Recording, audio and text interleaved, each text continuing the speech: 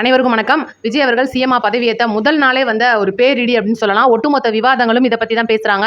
தமிழ்தாய் வாழ்த்து 3வதா இசைக்கப்பட்ட காரணம். இதுக்கு அடுத்து பார்த்தீங்கன்னா திருச்சி தொகுதியில் விஜய் அவர்களுடைய அதிகாரப்பூர்வமான ராஜினாமா, சபாநாயகராக அதாவது தற்காலிக சபாநாயகராக பதவியேற்ற கருப்பையா, இது போக நடந்த அதிகப்படியான விவரங்களை நம்ம தெளிவாக பேச போறோம். ஸ்கிப் பண்ணாம வீடியோ பாருங்க, பார்த்துட்டு ஷேர் பண்ணி விடுங்க.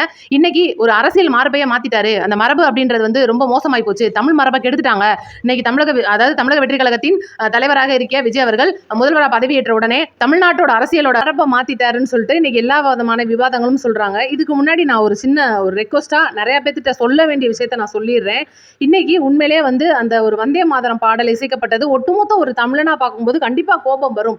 ஏன்னா இந்த இடத்துல பாத்தீங்கன்னா அந்த ஒரு பாட்டுல ஏகப்பட்ட மதச்சார்பு உள்ள இருக்கு. ஒரு மதத்தை மட்டுமே அதிகப்பூர்வமா குறிக்கிற மாதிரி இது பல மதங்களுக்கு அந்த மக்களுக்கு ஒரு மன வலியை கொடுக்குற மாதிரி தான் இருக்கும். அதனாலதான் இந்த ஒரு அரசியலமைப்பு சட்டம் இது ஏற்கனவே பாத்தீங்கன்னா நிறைய இடங்கள்ல கோப்புகளில் கையெழுத்திடப்பட்டதை தமிழ்நாடு அரசு கொஞ்சம் கொஞ்சமா எதிர்த்துட்டே வந்தாங்க. ஸ்டாலின் அவர்களுடைய அரசு வரைக்கும். இந்த ஜனவரி மாதத்துல பாத்தீங்கன்னா அதாவது தேசிய கீதத்தை தான் முதல்ல பாடணும்னு சொல்லிட்டு ஒரு அரசாணையை வெளியிட்டு இருந்தாங்க. இது பாத்தீங்கன்னா யாருமே செவி சாய்க்காம இருந்தாங்க. ஆளுநர் ரவி அவர்கள் ஆளுநரா இருக்கும்போது முதல்வர்கள்ட்ட கெஞ்சிக்கிட்டே இருந்தாரு, இது நீங்க கொண்டு வரணும்னு. யாருமே மதிக்கலங்க. அதுதான் உண்மை. ஆனா இன்னைக்கு என்ன நடந்துச்சு அப்படின்னா, இவ்வளவு நாட்கள்ல திராவிட கட்சிகளா இருந்த 2 கட்சிகள் அதிமுக மற்றும் திமுகவுடைய அதிகாரிகளும் அவங்களா தான் இருப்பாங்க, அலுவலகர்களும் அவங்கள தான் இருப்பாங்க. அப்படி இருக்கும்போது மாத்தி மாத்தி ஆண்டுகிட்டு இருக்கும்போது ஒட்டுமொத்த காவல்துறையும் இந்த மாதிரி இருக்கும்போது இந்த நிகழ்ச்சி அப்படின்றது முழுக்க முழுக்க ஆளுநர் அவர்களுடைய ஒரு சப்போர்ட்ல ஏற்பாடு பண்ணப்பட்ட ஒரு நிகழ்ச்சி. அப்ப ஆளுநர் அவர்களுடைய வழிகாட்டுதலின்படியும் அவங்களுடைய புரோட்டோகால் படியும் தான் அந்த ஊழியர்கள் நடைபெற்றிருப்பாங்க. இந்த பாட்டு தான் பாடணும், இந்த இடத்துல இதுதான் நடக்கணும், இதுபடிதான் செர்மனி நடக்கணும்னு சொல்லிட்டு ஏகப்பட்ட விஷயங்கள் முழுக்க முழுக்க ஆளுநர் அவர்களுடைய கண்ட்ரோல்ல இருந்தது. இது முழுக்க முழுக்க மத்திய அரசோட அப்பட்டமான கண்ட்ரோல் அப்படின்னு வெளிப்படையா தெரியுது. இது ஒரு பக்கம் இருக்கட்டும். இப்போ பார்த்தீங்கன்னா 2வது விஷயமாவும் ஒன்று நடந்திருக்கு. என்னன்னா பதவியேற்பு தற்காலிக சபாநாயகராக சோழவந்தானை சேர்ந்த கருப்பையா அவர்கள் பதவியேற்றிருக்காரு. இதே மரபு அங்கே ஃபாலோ பண்ணப்பட்டிருக்கு. முதல்ல வந்தே மாதரம், 2வது தேசிய கீதம், 3வது தமிழ்தாய் வாழ்த்து. அப்ப இது தெல்ல தெளிவா புரிஞ்சு போச்சு. அதுவும் இதுவும் அப்படியே ஒத்துப்போகும். இன்னைக்கு விஜய் அவர்கள் முதல்வராக பதவியேற்றதுக்கு அப்புறம் நடக்க போற அரசு விழால தமிழ்தாய் வாழ்த்து இத்தனாவதா பாடிருச்சு. ஆனாலும் கூட அவர் வந்தே மாதரத்தை பாடி தமிழ்தாய் வாழ்த்து அசிங்கப்படுத்திட்டாருங்கன்னு சொல்றதுக்கெல்லாம் இங்க வேலை கிடையாது. அவரும் சரி, ராகுல் காந்தி அவர்களும் சரி, இருவரும் அதை எதிர்க்கிறவங்க. மக்களவையில ராகுல் காந்தி அவர்கள் இதை எதிர்க்கிறாரு. தமிழக அவையில இன்னைக்கு பாத்தீங்கன்னா முதல்வராகிய விஜய் அவர்கள் கண்டிப்பா இதை எதிர்ப்பார் அப்படின்னு எல்லாருமே நம்புவோம். தமிழ்தாய் வாழ்த்துக்கு கொடுக்கப்பட வேண்டிய மரியாதை கண்டிப்பா தமிழக அரசால் கொடுக்கப்படும் அப்படின்றது நம்மளுடைய ஒரு கருத்து. அடுத்து பாத்தீங்கன்னா விஜய் அவர்கள் குறிப்பா இதை பத்தி நம்ம சொல்லி ஆகணும். இதற்கு முன்னால இருந்த அந்த முதலமைச்சர்கள் எல்லாருமே அந்த திராவிடம் அப்படின்ற ஒரு இடத்த கையில் எடுத்துட்டு வந்தவங்க தான். இதை மாத்துறதுக்கு வேற வழியே இல்லை. அதே திராவிட தலைவரான பெரியார் அவர்களை பார்த்தீங்கன்னா விஜய் அவர்கள் பதவியேற்ற உடனே அங்கே போயிட்டு பெரியார் அவர்களுடைய சமாதியில் அவங்களுக்கு மரியாதை செலுத்திட்டு வீரமணி அவர்களிடம் வாழ்த்து பெற்றுட்டு வந்திருக்காரு. இதுல இருந்தே தெரியும் முழுக்க முழுக்க அந்த திராவிடம் அப்படின்றத இன்னைக்கு விஜய் அவர்களும் அதை பின்பற்றிட்டு வர்றாரு. ஏன்னா இன்னைக்கு திராவிடம் இல்லைன்னா தமிழ்நாடு இல்லை. அவர் போட்டிருக்கிற அந்த கருப்பு நிற உடையே பார்த்தீங்கன்னா முழுக்க முழுக்க நல்ல நாளில் பெரும்பாலும் யாருமே கருப்பு போட மாட்டாங்க. இது எல்லாருக்குமே தெரியும்.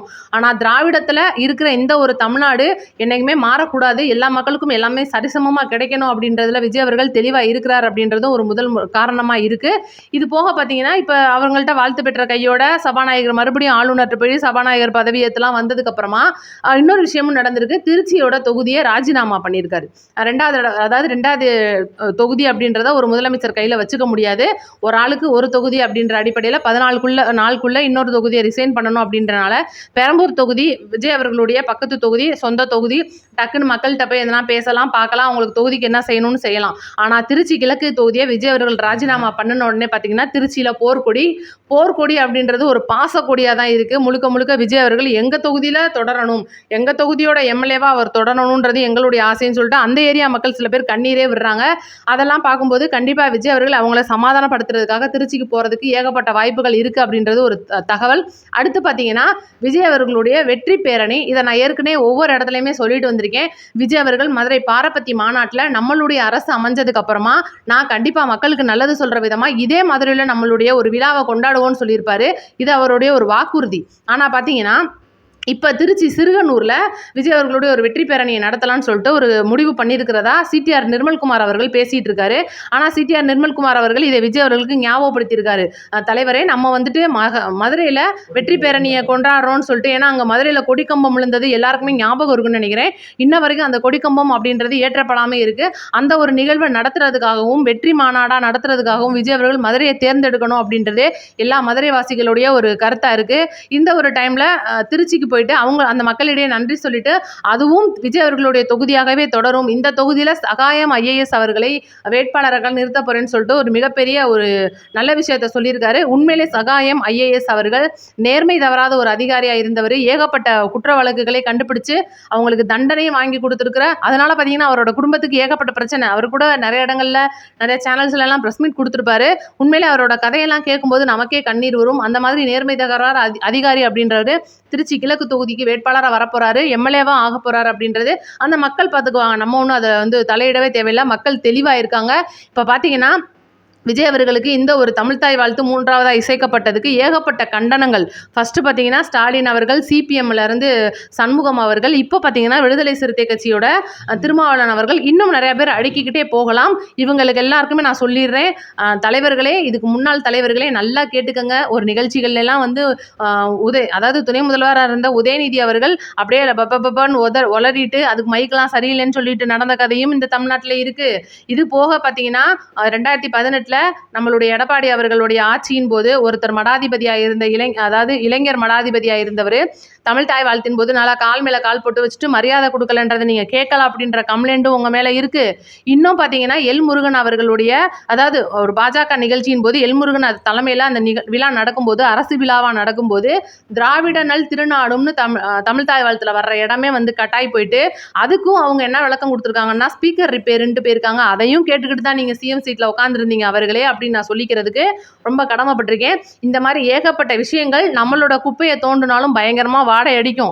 அதனால இப்போ தான் வந்து விஜய் அவர்கள் முதல்வராக பதவி ஏற்றிருக்காரு. இது முழுக்க முழுக்க பார்த்தீங்கன்னா ஆளுநர் அவர்களுடைய ஒரு செயலாக அவங்களுடைய வழிகாட்டு நெறிமுறைகளில் தான் பின்பற்றுறாங்கன்னு நான் திரும்ப ஒருக்கா சொல்லிக்கிறேன். அதனால மக்களே, நீங்கள் யாருமே கவலைப்பட வேண்டாம். தமிழுக்கு கொடுக்கப்பட வேண்டிய மரியாதை கண்டிப்பாக தமிழக வெற்றி கழகம் கொடுக்கும். விஜய் அவர்கள் அதை கொடுப்பாரு. இன்னைக்கு தமிழக அரசாக பதவி ஏற்றிருக்கிற முதல்வர் விஜய் அவர்கள் கண்டிப்பாக அந்த 200 யூனிட் ஃப்ரீ மின்சாரம், அதுவும் வந்து இன்னைக்கு பெரிய சர்ச்சையாக வெடிச்சிட்டு இருக்கு.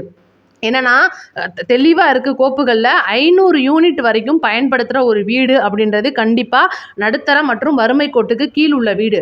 அந்த வீட்டில் என்னென்ன ஜாமான் இருக்கும்? ஒரு வீட்டில் டிவி சின்னதாக, ஒரு நார்மலாக ஒரு ஃபேனு, ஒரு லைட்டு, இதுதான் வந்து வறுமையால் இருக்கிறவங்க வச்சுருப்பாங்க. இது எல்லாருக்குமே தெரியும். ஏதோ வந்து அதிகமாக இருக்கிற வெக்க டயத்தில் ஒரு 2 ஃபேன் போடுவோம் அப்படின்னா கூட 500 யூனிட்டை தாண்டாத அவங்களுக்கு 200 யூனிட் ஃப்ரீ. ஆனால் நாங்கள் வந்து நல்லா தூங்கும்போது ஏசி இல்லாமலாம் தூங்க மாட்டோம்ப்பா அப்படின்னு இருக்கிறவங்க, இன்றைக்கி நான் EV காரை வாங்கி வச்சுருக்கேன், அதுக்கு சார்ஜ் போடுறதுக்காக நல்லா பெரிய பேட்டரி வண்டியை வாங்கி வச்சுக்கிட்டு அதுக்கு கரண்ட் யூஸ் பண்ணுறவங்க, இவங்களுக்கெல்லாம் கண்டிப்பாக 800 யூனிட்டுக்கு மேலே தான் போகும். அதாவது 500 தாண்டிடும். அந்த மாதிரி 500 தாண்டும் போது இவ்வளோ நாள் நடைமுறையில் இருந்த 100 யூனிட் இலவசத்தை நான் குறைக்க விரும்பலை. அதுவும் எப்பவும் போலவே தொடரும். ஆனால் 500 யூனிட்டுக்குள்ளே அடிக்கிற அந்த எளிய மக்களுக்கு அந்த பெரிய தலச்சுமையை நான் குறைச்சி வைக்கிறேன்னு சொல்லிட்டு 200 யூனிட் ஃப்ரீ கொடுத்துருக்காரு. இது போக பார்த்தீங்கன்னா இவ்வளோ நாட்கள் வரைக்கும் 100 யூனிட் ஃப்ரீ அப்படின்ற இடத்துல நிறைய குடும்பங்கள் கரண்ட் பில்லே கட்டாமல் இருக்காங்க.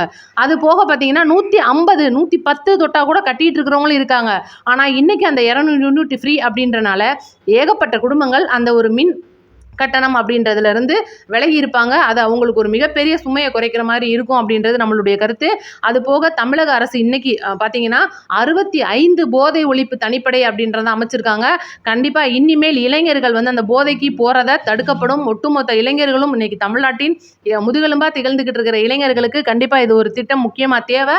இதுக்கப்புறம் பார்த்தீங்கன்னா பெண்களுடைய பாதுகாப்பான சிங்கப்பெண் அதிரடிப்படைக்கு இன்னைக்கு கையெழுத்து போட்டிருக்காரு.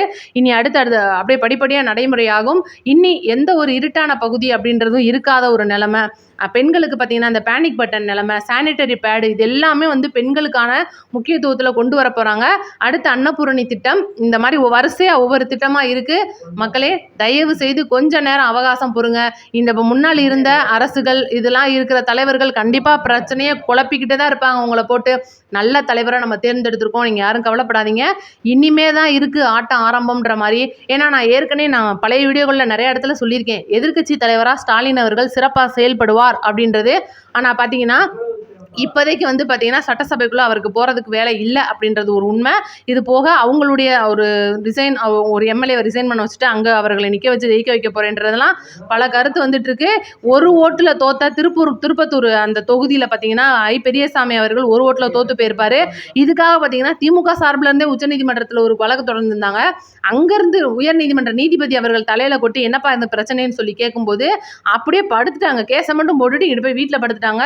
இன்னைக்கு நேருக்கு நேரா வந்து தலைமை தேர்தல் அதிகாரியை உச்சநீதிமன்றம் கேள்வி கேட்டுக்கிட்டு இருக்கு. ஆனா பார்த்தீங்கன்னா, கண்டிப்பா ரீகவுண்டிங் அப்படின்னு வரும்போது, அங்க தமிழக வெற்றி கழகத்துக்கான அந்த வெற்றி அப்படின்றது தொடரப்படும். இதுக்கு போக பார்த்தீங்கன்னா, ஏகப்பட்ட இடங்கள்ல ரீகவுண்டிங் குடுத்தாங்க அப்படின்னா, கண்டிப்பா மேற்கொண்டு நம்மளுக்கு 10 தொகுதி வரும் அப்படின்றதும், இன்னைக்கு பார்த்தீங்கன்னா, எடப்பாடி அவர்கள் தலைமையிலான அந்த எம்எல்ஏக்கெல்லாம் கலைஞ்சு போய் அதிமுகன்ற ஒரு கட்சியே இல்லாம போப்போது. 32 எம்எல்ஏக்கள் சி.வி. சண்முகம் மற்றும் எஸ்.பி. வேலுமணிகளுடைய தலைமையில நம்மளுடைய விஜய் அவர்களுடைய தலைமையில இருக்கிற முதல்வரா இருக்கிற விஜய் அவர்களுடைய கட்சியில வந்து இணைய போறாங்க. இன்னைக்கு பாருங்க எவ்வளோ பெரிய கட்சியா இருக்கிற ஏடிஎம்கே அந்த 32 எம்எல்ஏக்கள் எங்க எம்ஜிஆர் இவர்தான் வந்து அப்படின்னு சேர்றாங்கன்னா, நீங்களே பார்த்துக்கங்க எந்த அளவுக்கு இன்னி தமிழக அரசு சிறப்பா செயல்பட போகுது அப்படின்றது. இது போக எங்களுக்கு இந்த பிரச்சனைங்க, அந்த பிரச்சனைங்க, இது இருக்குங்க, அது இருக்குங்க, இந்த எம்எல்ஏ தப்பு பண்றாருங்க, இந்த அமைச்சர் தப்பு பண்றாங்கன்னு நீங்களா ஏதாவது நினைச்சீங்கன்னா நம்மளோட கமெண்ட்ல மறக்காம சொல்லிருங்க. நம்ம வீடியோவை 4 பேருக்கு ஷேர் பண்ணி விடுங்க. ஒவ்வொரு நாளும் ஒவ்வொரு அதிரடி வீடியோ நம்ம சேனல்ல வந்துகிட்டே இருக்கும். மறக்காம பாருங்க. நன்றி, வணக்கம்.